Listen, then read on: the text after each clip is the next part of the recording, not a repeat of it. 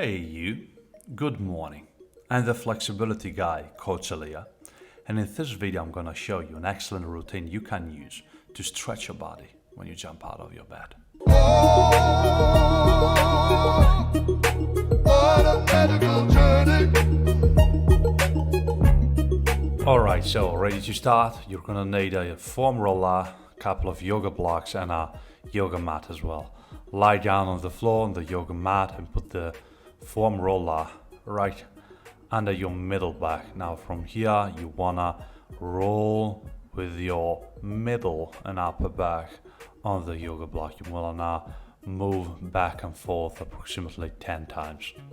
As you roll, you don't want to touch the floor with your glutes. Keep your glutes up and try to lean on the foam roller as much as possible with your entire body weight. Alright, so really feel that you are applying pressure against the foam roller and push with your legs as much as you need to feel that.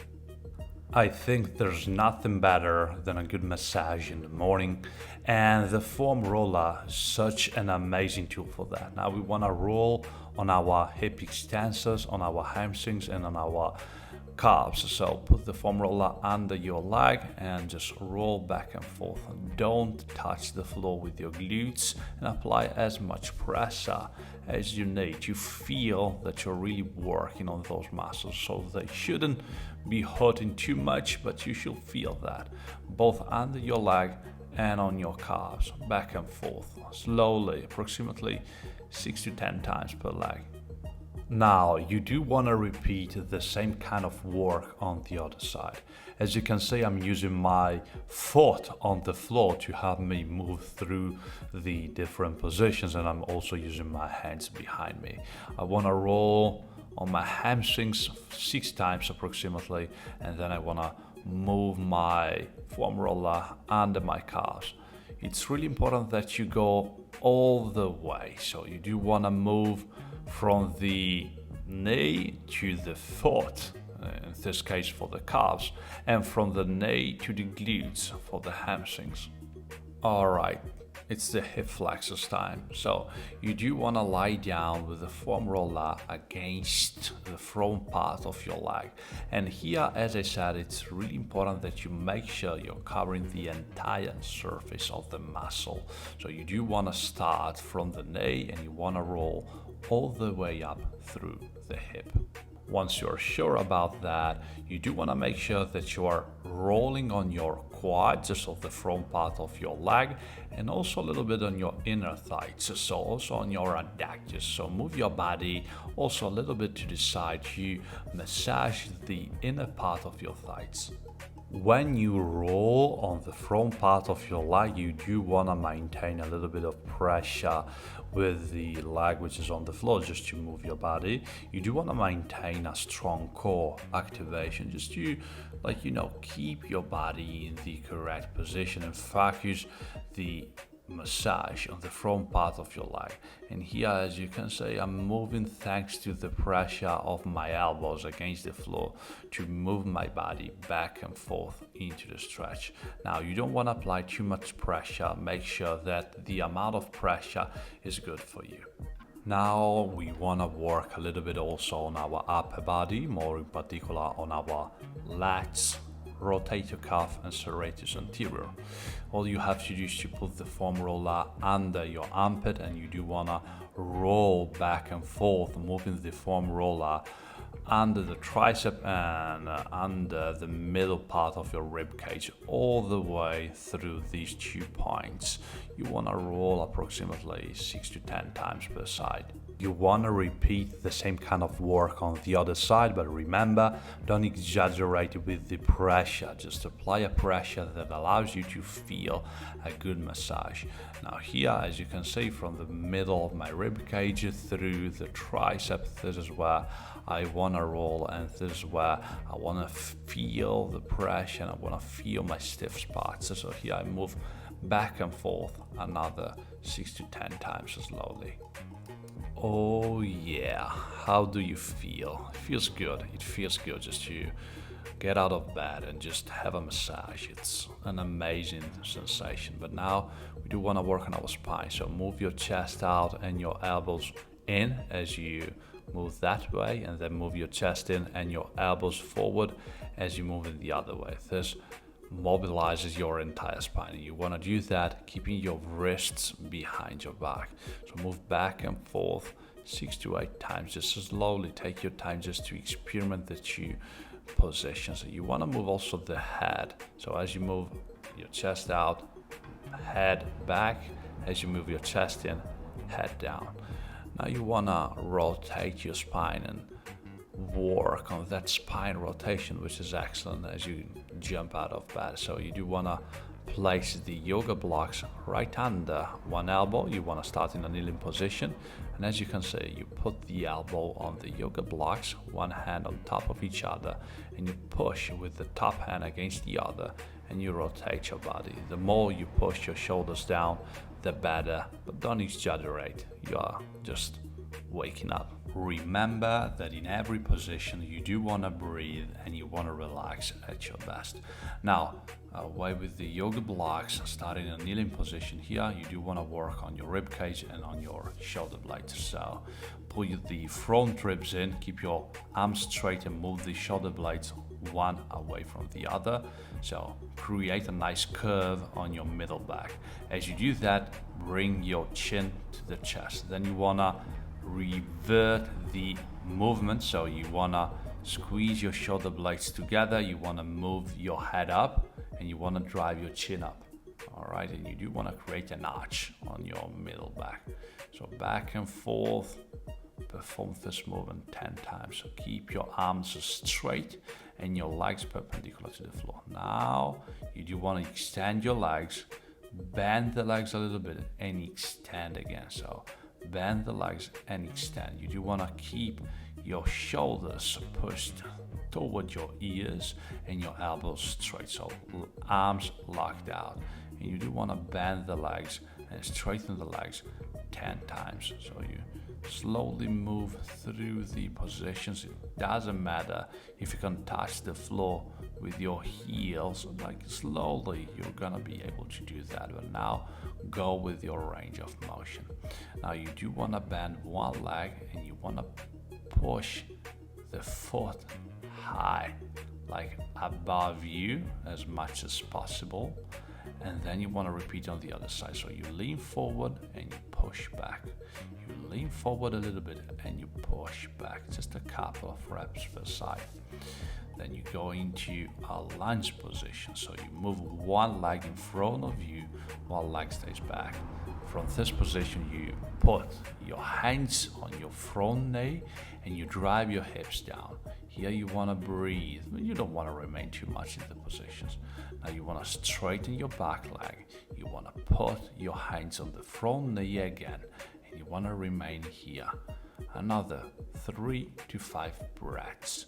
Now, the front hand goes next to the front foot. You want to move the other hand up, and you want to place your shoulders one on top of each other. The front leg remains bent. And then after 3 breaths, you do want to straighten your front leg and you go into a triangle position. I love the geometry of this position. I really love it. And you want to breathe and you want to relax here. Both legs are straight, the arms are straight. And you come up. Legs wide apart, you do want to squat down and you want to put your hands on the knees just for a couple of seconds, and then you want to move toward the other side. So you start in a lunge position again, hands on the front knee, you push your hips down, try to relax as much as possible, pushing your hips toward your front heel. Then you put your hands on the floor, you straighten the back leg slowly, you keep the front shin bone perpendicular to the floor, and then you move the hands again on the front knee and you stay in this active flexibility position where you squeeze your muscles just to remain in the position. Another 5 breaths. really breathe, slowly control the positions, push your hips down here. Now you want to move the front hand next to the front knee. You want to keep the back leg straight, the front leg bent for the first 3 to 5 breaths. Then you want to straighten the front leg and you want to go into the triangle position. Remember, one shoulder is on top of the other, and you do want to turn your chest up as much as possible. This is what creates the stretch. Look out for your balance here. I nearly lost the balance. And from this position here, I do want to show you the variation from the front. So you do want to go into a squat position with your legs wide apart, and you want to draw circles with your knees. So you put your hands on the knees and you draw some circles with the knees back and forth, and you want to move that way for 20 reps. So you do want to move from side to side a little bit as well, and then you want to go into a Cossack squat position. It's not mandatory that you go full range, just go wherever your flexibility level allows you to. Just find the deepest position possible. As you can see, you can use something under your hands just to control better the position and just to stop a little earlier. All right, so it's not mandatory to go all the way through the stretch.